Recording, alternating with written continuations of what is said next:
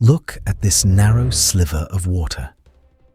It is about 21 miles wide at its tightest point, a gap between the coast of Iran and the tip of Oman that most people have never thought about for a single second. And yet, roughly 1 out of every 5 barrels of oil the world burns has to pass through it, more than a quarter of all the oil that moves by sea. About 1/5 of the planet's traded natural gas.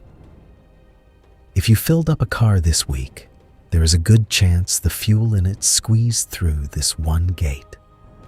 This is the Strait of Hormuz, and it is the single most important valve in the global economy. And it looks like a perfect weakness. One narrow channel, close to shore, easy to reach, that the entire world depends on. Surely, if a country wanted to, it could simply close this strait and choke the planet. Here is the strange truth. It can't. Or more precisely, the one country best placed to shut it is the one that can least afford to. Because closing Hormuz does not just strangle the world, it strangles Iran itself.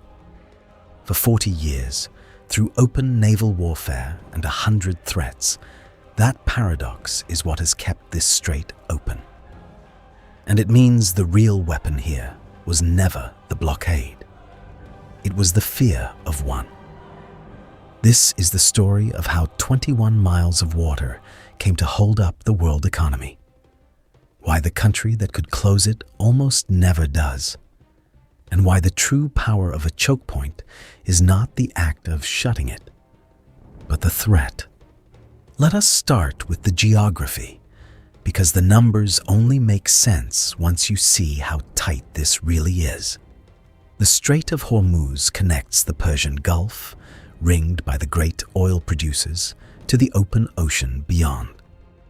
At its narrowest, the distance between Iran to the north and Oman's Musandam Peninsula to the south is only about 21 miles, a little over 30 kilometers. That is the width of a modest city. But the usable part is far narrower than that. To keep the giant tankers from colliding, traffic is funneled into a formal set of shipping lanes. There are 2 of them, one for ships heading in, one for ships heading out, and each lane is only about 2 miles wide, separated by a 2-mile buffer. So the actual river of oil, the lane a loaded supertanker travels down, is just a couple of miles across. And here is the detail that makes it so sensitive. The strait is so narrow that there is no international water down the middle. The navigable channels lie entirely inside the territorial waters of Iran and Oman. At the tightest point, the deep water route runs mainly through Oman's side, hugging the mountains of Musandam. Every tanker that carries Gulf oil to the world threads this needle in plain sight within easy reach of the shore. Now hold that picture, a 2-mile lane of water, and let us talk about what actually flows down it. In recent years, around 20 million barrels of oil a day have passed through Hormuz. To put that in scale, that is roughly 1/5 of everything the world consumes. It is more than a quarter of all the oil traded across the seas. There is no other choke point on the planet that even comes close. It is not just crude oil either. About 1/5 of the world's traded liquefied natural gas also sails through here, most of it from Qatar, whose entire gas export business depends on this one exit. And unlike Saudi Arabia, Qatar has no pipeline to the open ocean. For its gas, there is no plan B at all. If Hormuz closes, Qatar's exports simply stop, and the oil does not spread out evenly across the globe. In 2024, 84% of the crude leaving Hormuz went to Asia. 4 countries alone, China, India, Japan, and South Korea, took roughly 70% of it. When you talk about Hormuz, you are really talking about the fuel supply of the largest economies in Asia. So the obvious question is, if this one gate is so critical, why not simply build around it?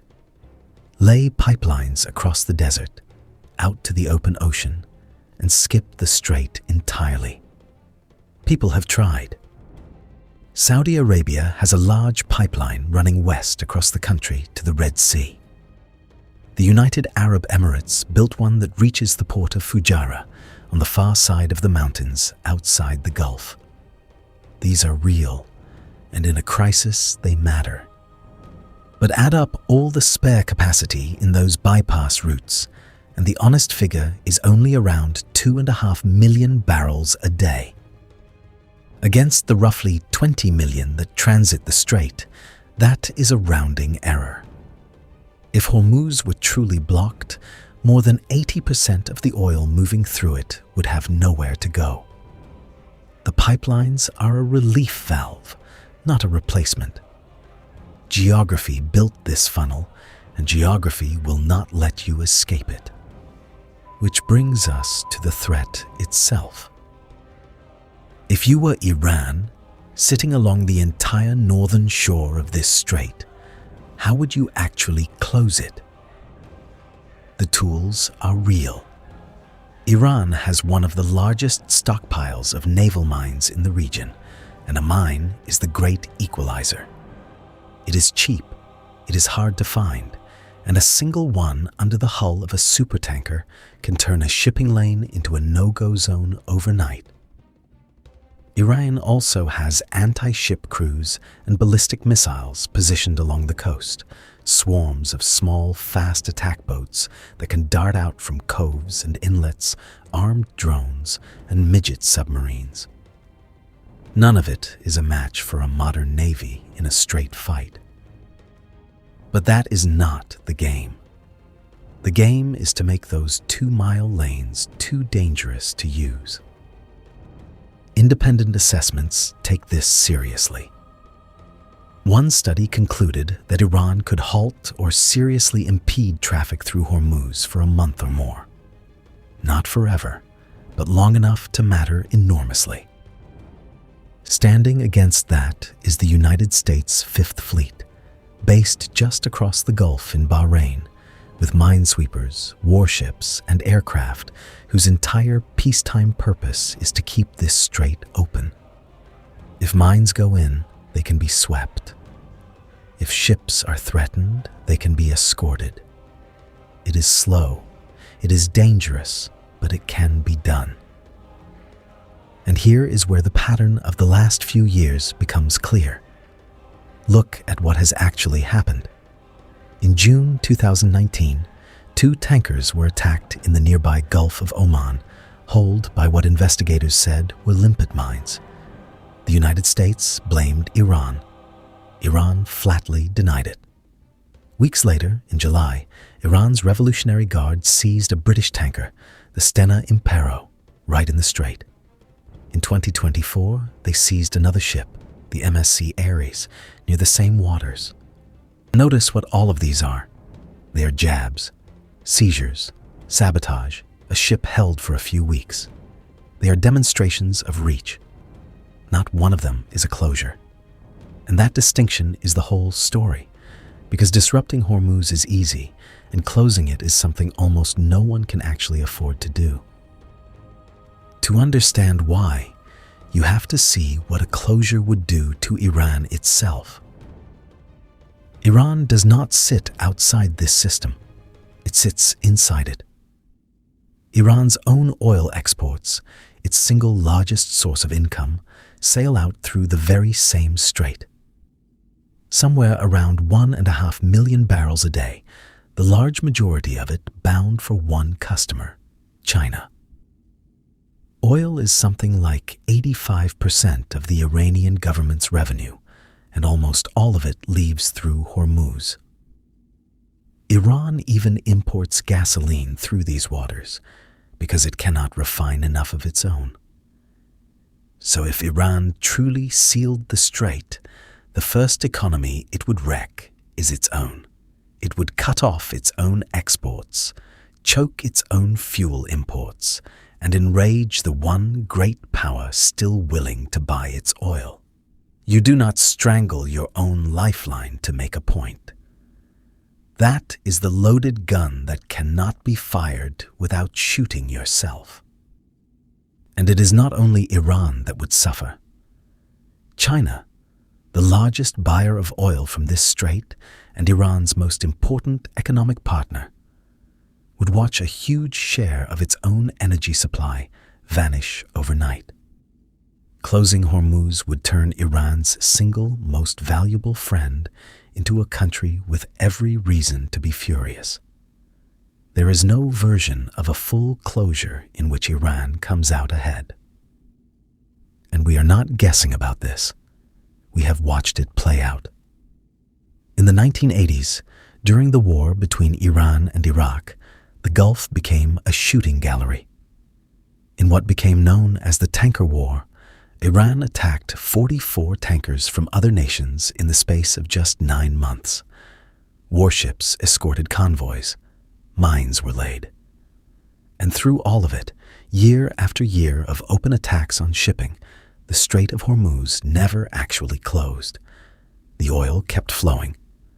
Iran threatened to seal it again in 2008, again in 2011, again in 2019.